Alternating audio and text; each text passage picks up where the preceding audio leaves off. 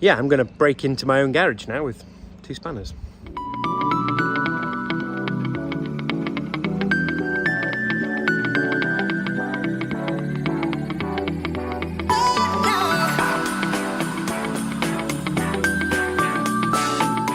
Okay, quick workshop update. You will see there is a groove in front of the concrete slab here. That is because tomorrow this concrete has been extended all the way forward to here so that we can get the doors in. So I've had to move the gravel out of the way, which is my temporary ramp into the garage, so we can pull the concrete forward and finally fit the doors.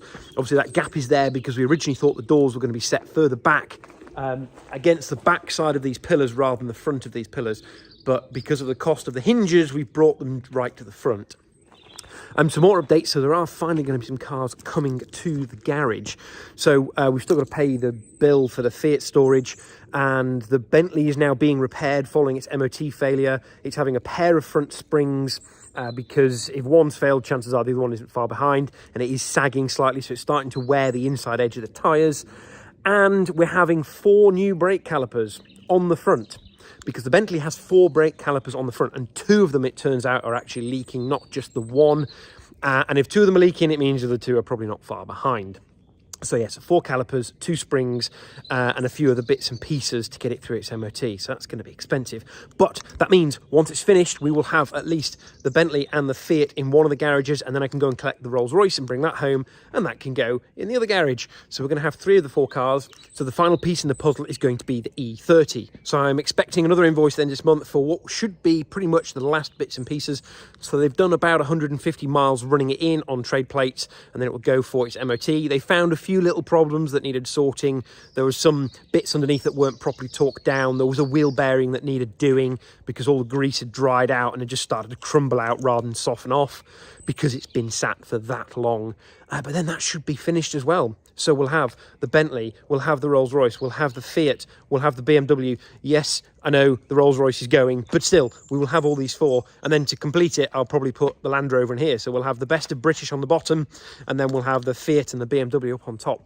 That would be very exciting. But we've got to get the concrete laid first, and we've got to get the doors installed as well.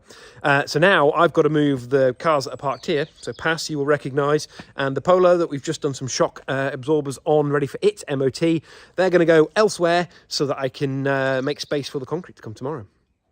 And one last exciting update. We have lights. So I finally finished wiring the workshop. So you can see the ring main is in here. I've got my light switches and it all works. I've tested everything. So I can finally start building my workshop. So instead of being an electrical workbench for doing the wiring, I'm actually going to be able to clean this off, start working out how I'm going to put my tools in, what I'm going to do with the back wall, potentially going to put some cupboards above, but I don't want to attach them to the wall. I want them to be freestanding as part of this bench. As the original idea was, the bench is completely freestanding. It's not got massive bolts into this nice old wall. In the same way, we're not going to put a covering down because I quite like this old flooring here in the barn. In the same way, I'm not going to remove lovely little old features like this, which I'm guessing was where the original switch was. And we found a similar remains of one up on one of the beams here, which is where there would have probably been a single pendant lamp, which is quite cute. So yeah, that's it. We're finally starting to get into the workshop. We're going to very shortly have doors.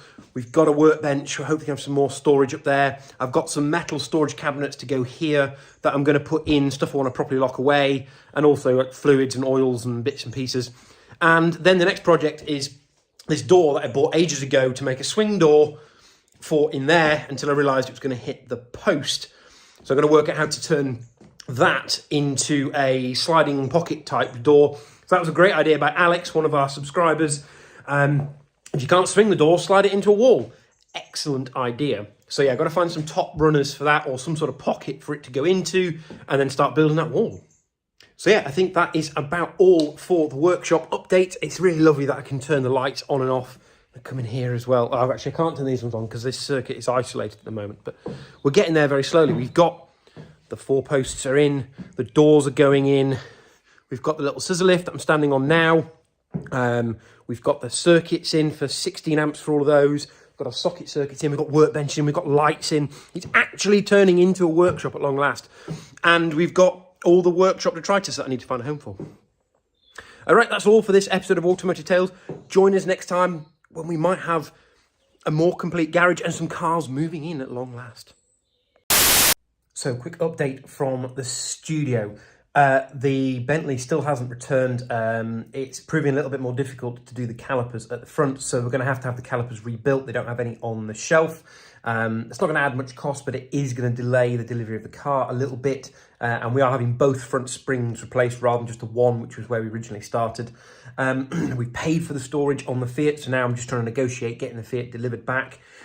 Doors go in tomorrow, and then in 2 weeks' time, I'm off to do a pre-delivery inspection on something very, very special. So you might remember we have a BMW E30, and it's been off with classic barnstormers now for, oh crikey, 18 months. And it's very nearly ready. So I've got to do a pre-delivery inspection to make sure that it's just exactly as wanted. But what we've basically got is, well, a brand new car, the sort of thing you might see if you just had your bonus and you worked in the city in 1988 and you'd strolled into your nearest Sytner BMW and said, give me a 3 Series Cabriolet, and then go off into town looking as cool as anything. So I'm looking forward to basically pretending to do exactly that. And it's been completely rebuilt. So if you hadn't seen the previous videos, we've rebuilt the engine, we've rebuilt the gearbox, all the drivetrain. It's had the bodywork done. It's had new wings, new sills. It's basically a new car. It's been rebuilt from top to bottom. All the rear axle has been done. New fuel tank, new fuel lines, new brake lines. Everything. It's just incredible. So I'm looking forward to showing you that.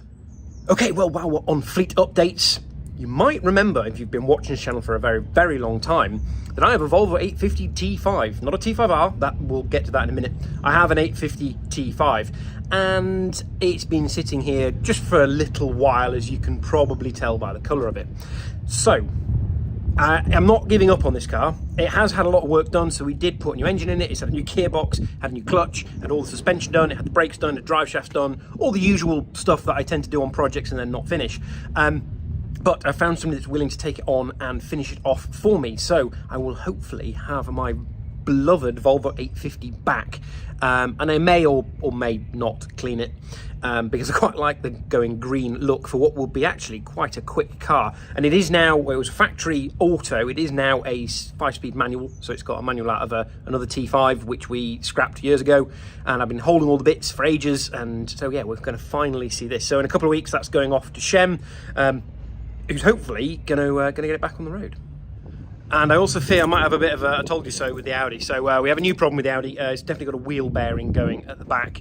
I wasn't sure whether it was a bit of tyre noise, but it's getting louder and it does sort of change depending on which way I'm steering. So that's got to go back into the garage. I've also had an insane quote for painting the bonnet. So maybe I'm going to have a go at that myself because I don't want to pay 500 quid just to put some paint on it. Right, while we're here at HQ 1.0, I'm also going to talk about a few other cars which haven't been on the channel for a while, which are overdue a bit of an update. First of those is the 944, which you can sort of see tucked in amongst all of the detritus here. So since the last video, I have literally done zip squat with the car. I parked it up here because it's a safe space for it to keep it dry. Trying to come up with a plan with what I'm going to do. So it is going to go home to HQ 2.0. I'm going to get it looked at to see whether we can kind of get it through an MOT and actually make it a driving car that someone can drive away. If not, it's going to go to auction as it sits. Obviously, get it out, get it clean, get it running, etc. But yeah, that's the first thing to deal with. So 1944, and then there's another car we need to talk about. And that other car is also a Porsche. So what I've never mentioned on the channel, because it's been tucked away out here for a very long time, is I do have a Boxster. Porsche 986 Boxster with these nice martini stripes on, which was another car bought for doing the lads trip to Le Mans. I ran it for a couple of years. It had a few problems. It did go through its last MOT, but it broke down on the way home from the MOT station because the alternator stopped working. So it was actually overcharging the battery. So when you rev the engine cut out because it was over volting. Is that a word? Putting too much voltage through the ECU. I have got the part to fix it, but I basically parked it up here and thought, I'll do that. And then 5 years have gone past and it's still here. It also needs new tyres. It's got a few engine problems. My God, that's loud. Excuse the noisy road. And so I've sort of tossed up what I think I need to do to get it back on the road. and that's basically more than the car's worth. Noting what Johnny Smith has just paid for his working, functional Boxster, or almost working, it is now working, I don't really think it's worth actually putting this back on the road. Now, before you go screaming at the screen and writing in the comments going, you're an absolute bloody moron, I mean, I am, but the reason this isn't worth anything is I bought it knowing full well of this. It was probably the cheapest Boxster for sale ever in the UK. I think I paid, well, at the time they were worth a bit more. I think I paid about 3,000 for this. It had been written off twice. The previous owner had done a Cat C and a Cat D in the old categorization groupings of write-off. So it's been written off twice, which is why I'm not really that bothered about it being sat here, because it's effectively worthless. And it's been repaired-ish. It was roadworthy, but it was a bit sketchy at best. So, I've given it away. Yep, you heard that right. I'm going to give the Boxster away. Sadly, I say I'm going to give it away. I have already given it away. I just haven't delivered it yet. So we're going to do another big move where this, the Volvo I was just talking about, the 944, and the one last car, which is hiding in here, are all going to go to HQ 2.0 to basically clear all my crap out. Okay, I'm going to try this again because it's very noisy apparently here. Lots of cars making noises and things flying overhead.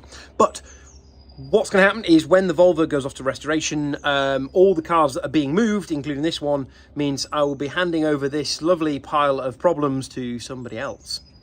The final car lives in here. However, I appear to have lost the key to this garage. So I'm going to do something I've always wanted to try. Apparently you can take a lock off with two large spanners. So I have a spare replacement lock to go on, but yeah, I'm going to break into my own garage now with two spanners. This is going to probably be worryingly easy or just doesn't work at all, but let's find out.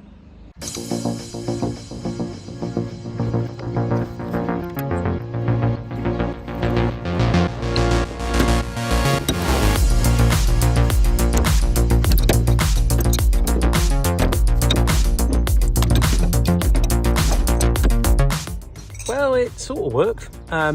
Bit of brute force should finish the job.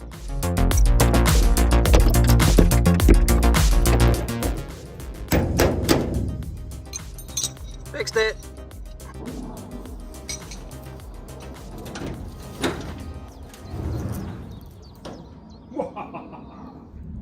Okay, so if you don't know what you're looking at, I'd question whether you can call yourself a car enthusiast, but I am now going to tell you.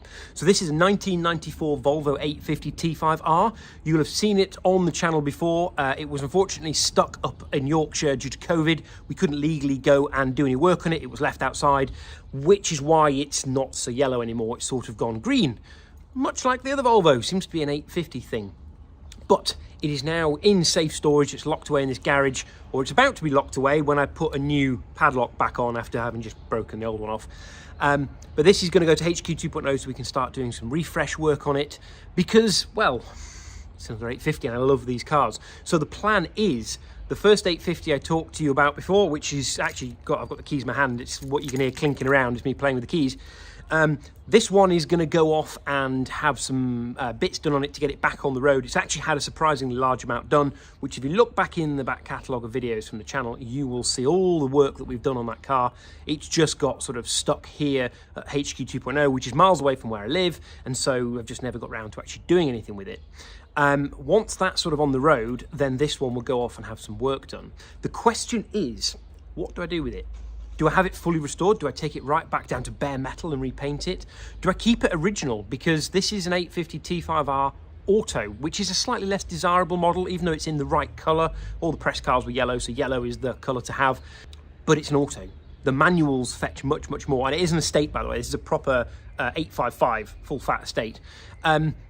It's got lots of options on it, but it doesn't have the manual gearbox. Now, I can convert it to a manual. I did that on the other 850. It's not a big job, but it does sort of spoil its originality. So what do you think? Should I keep it original as an auto, or should I make it unoriginal, but I guess marginally more desirable by putting a 5-speed manual in it? Bleep bloop in the comments below. So that is it for the fleet update so far. There is one more car we need to talk about, which is the BMW E30. However, there is a lot to talk about on that car, and it's very shortly coming home to HQ 2.0 as a fully functional car, unlike the rest of the stuff coming to HQ 2.0. So we'll save that for another video. That's it for the fleet updates.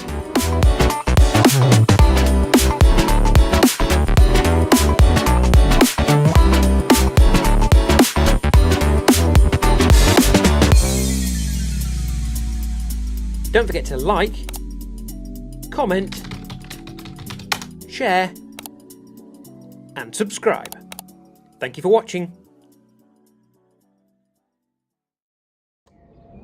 Literally, that piece of camera was 2 minutes, and I re-recorded it twice because of aircraft. That means it's 2 minutes between aircraft going overhead. What the heck? That's ridiculous. And there is also other stuff here I probably need to talk about, like, you know, that thing, the taxi. Like, what am I going to do with that? Anyone want a taxi? Martin, do you want it back? I'm sure your wife wants that on the driveway.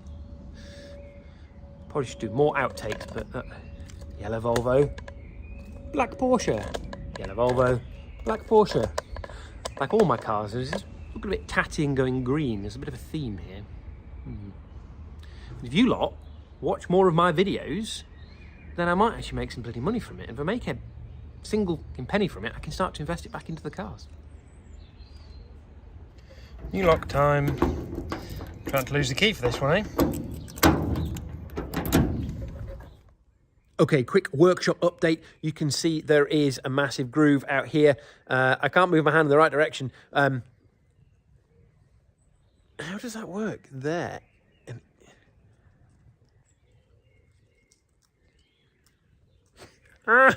Doesn't make sense.